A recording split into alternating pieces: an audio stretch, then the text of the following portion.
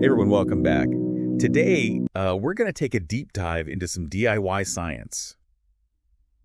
There's this YouTube video, Level 1 to 100 Science Experiments by Hafu Go, and it is full of these, crazy cool visuals. Yeah. We're talking like fire tornadoes, bouncy eggs, Mm-hmm. even a laser that can just melt metal. Oh, it's amazing. But It's wild. we're not just here to, look at the pretty pictures. Oh, no. We are going to break down the science behind all of these seemingly impossible feats. Yeah. And I think you might be surprised by just how many fascinating principles are at work here, often with materials that you can find just lying around your house. Oh, absolutely.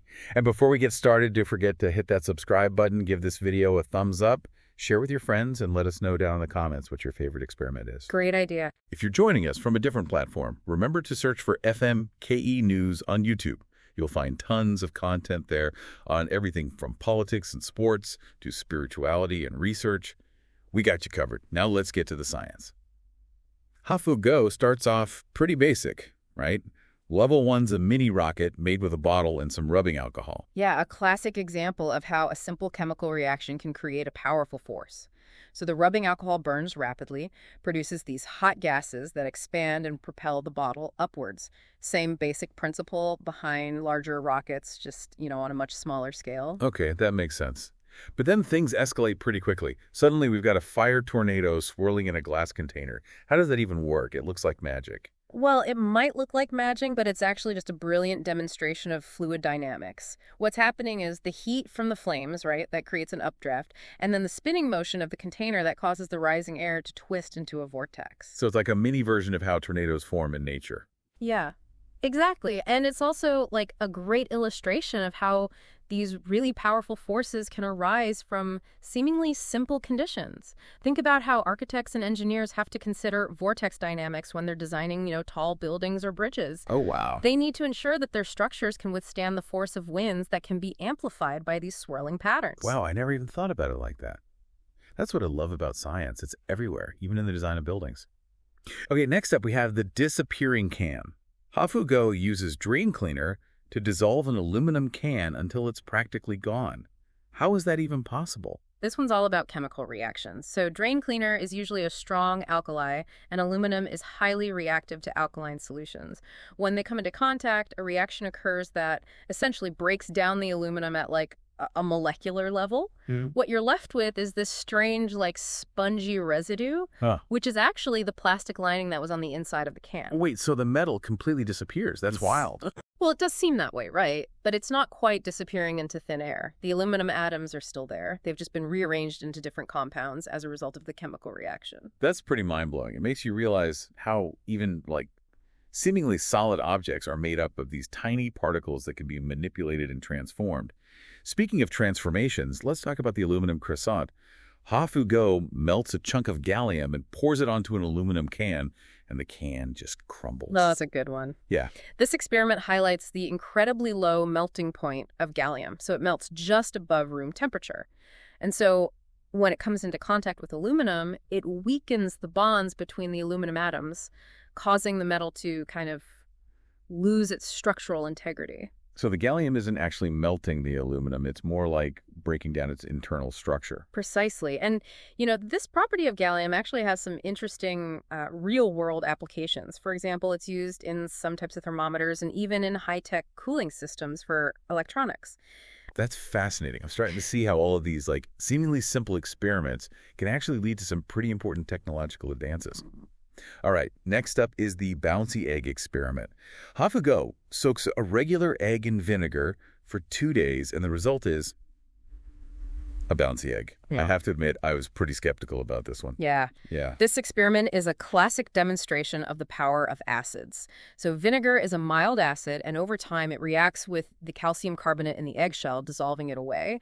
And what's left is this kind of rubbery membrane that was underneath the shell, and that's what gives the egg its bouncy quality. So it's not the egg itself that's bouncy, it's the membrane. Exactly. And it's remarkably resilient, which is why the egg can bounce without breaking. And this experiment also connects to a bigger scientific concept called osmosis. So the vinegar solution actually seeps through the membrane and into the egg, causing it to kind of swell up a bit, which also contributes to its bouncy texture. Oh, that's cool. I always just thought it was like a fun trick. But it's actually a really clever way to learn about acids, membranes, and even osmosis. Speaking of learning, we've got a lot more to cover. What's next on our scientific journey? Well, from bouncy eggs, we move on to something a bit more fiery. Remember the carbon sugar snake experiment? Oh, yeah. That's the one where Hafugo mixes the baking soda and sugar, adds a bit of fire, and suddenly, like this black snake-like structure starts rising from the mixture. Oh, yeah, that was awesome. It looked like something out of like a science fiction movie. Yep. But how does it actually work? Is it like some kind of magic trick with fire? Not magic, no, though it certainly looks that way. It's another great example of a chemical reaction producing a gas. So when the sugar and baking soda mixture heats up, it decomposes, releasing carbon dioxide gas. And this gas, gets trapped within the burning mass, causing it to expand and create that like snake-like shape. So it's like the gas is inflating the burning mixture from the inside out. Exactly. And the black color comes from the carbon that's left behind as the sugar burns. That makes sense. Okay, next we have the fire suction experiment. Hafugo lights a candle inside a glass, places a balloon over the top, and the flame actually sucks the balloon into the glass. How is that even possible? I thought fire pushed things away, not pulled them in. Well, you're right. Fire does usually push things away due to the heat and expanding gases. But in this case, we're seeing the power of pressure differentials at work. So when the candle burns, it heats the air inside the glass, causing it to expand. But when the flame goes out, the air inside cools down and contracts, creating a lower pressure inside the glass, compared to the outside. So it's like a mini vacuum. The lower pressure inside the glass is pulling the balloon inward. Precisely. It's a great illustration of how changes in temperature can create pressure differences, and that can, in turn, generate forces. And this principle is actually used in all sorts of things, from pumps and engines to even like the way we breathe. Wow. That's amazing. It makes you realize how much science is involved in, like even the simplest things we do every day. Okay, what's next? We've seen fire tornadoes. We've seen fire suction. What else can fire do? Well, remember those tiny air guns Hafugo made with balloons and plastic bottles? Those were pretty cool. They actually packed a punch for something so simple. And then he turned them into mini smoke cannons by burning paper inside. It's like he takes a basic scientific concept and then finds like all of these creative ways to experiment with it. Exactly. It's a great example of how playfulness and experimentation can really lead to new discoveries. But back to those air guns, they illustrate how potential energy can be converted into kinetic energy. So when you pull back the balloon, you're storing potential energy in that stretched rubber. Then when you release it, that potential energy is transformed into the kinetic energy of the moving air, which propels the projectile forward. It's like a slingshot, right? You pull back the band, you store up energy, and then release it to launch the projectile. Precisely. And by adding the burning paper, he creates smoke, which helps to visualize the airflow and the path of the projectile. Oh. It's a simple but effective way to kind of make the science more visible and engaging. That's what's so great about Hafugo's videos. He makes science so fun and accessible, even for people who might not have a scientific background. Okay, let's move on. What else caught your eye? Well, I found the dry ice bubble maker to be particularly fascinating. It's visually stunning, and it kind of demonstrates the unique properties of dry ice in a really captivating way. Oh, yeah. That was mesmerizing. Watching those smoky bubbles form and float around was like something out of a dream. But what exactly is dry ice? Is it just frozen water like regular ice? It might look like regular ice, but it's actually something quite different. Dry ice is frozen carbon dioxide. And it has this amazing property called sublimation, which means it goes directly from a solid state to a gaseous state without ever becoming a liquid.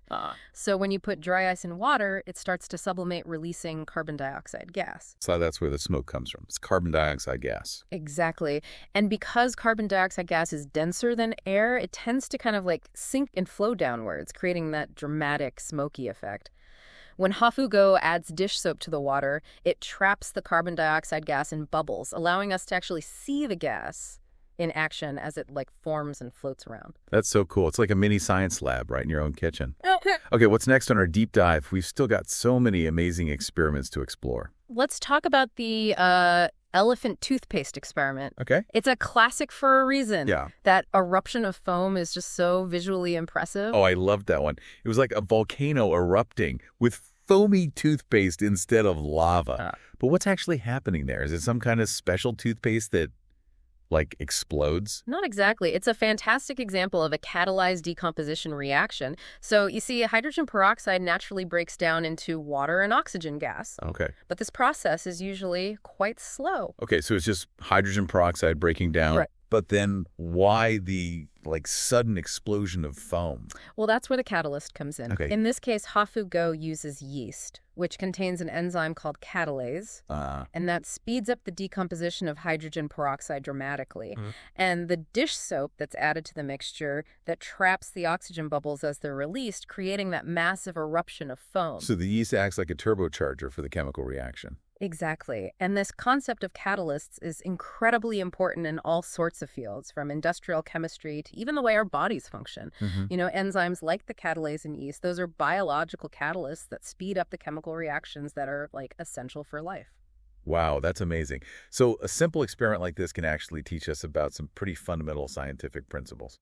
Okay, I have to ask, what about the world's most powerful laser pointer? It was incredible how easily Hafugo melted through balloons and even lit a match on fire with just a beam of light. That laser pointer is a perfect example of how something small can pack a serious punch. The key is the concentration of energy. This laser, despite its size and seemingly low cost, it focuses a tremendous amount of energy into a very narrow beam. Right. And this concentrated energy is what allows it to generate enough heat to melt through materials and ignite flammable substances. It's almost scary to think about, right? Such a small device with so much power. Yeah. It definitely highlights the importance of using these kinds of tools responsibly. Absolutely. As technology advances and we're able to pack more and more power into smaller and smaller devices, understanding the science behind them becomes even more crucial for ensuring safety and responsible use. Well said. All right, before we wrap up our deep dive, I have to ask, what was your favorite experiment from Hafugo's video? That's a tough one. There were so many amazing demonstrations of scientific principles, but I think I have to go with the fire hand experiment. Seeing that fleeting flame dance across Hafugo's hand was both visually captivating and, a powerful reminder of the potential energy that exists even in the most common substances, like hand sanitizer. Of course, it's crucial to emphasize safety precautions with this experiment. Oh, absolutely. Alcohol is highly flammable, and it's essential to take all necessary steps to prevent burns. Absolutely. Safety always comes first, especially when experimenting with fire. But that experiment really does illustrate how science can be both beautiful and powerful. Yeah. It makes you realize that there's so much more to the world around us than meets the eye. Exactly. And that's what we hope this deep dive has inspired in you, a sense of wonder about the world and a desire to explore the scientific principles that, govern it. Well said. This deep dive has been an incredible journey through the world of DIY science. It has. We've seen fire tornadoes, bouncy eggs, exploding toothpaste, and so much more. So much. We've learned about pressure differentials, chemical reactions, combustion catalysts, and a whole host of other scientific concepts. Well, And most importantly, we hope you've discovered that science isn't just about textbooks and labs. It's all around us waiting to be explored, even in your own kitchen or backyard. absolutely. So keep that curiosity alive, keep experimenting, safely of course, and never stop asking why. Couldn't have said it better myself. And that's a wrap on this deep dive. Before we sign off, don't forget to hit that subscribe button and give this video a big thumbs up. Yeah, and share it with your friends and let us know down in the comments what your favorite experiment was, or if you have any burning science questions that you'd like us to explore in future episodes. And if you're watching from a different platform, be sure to search for FMKE News on YouTube. You'll find tons of content there on politics, sports, spiritual matters, research, and so much more.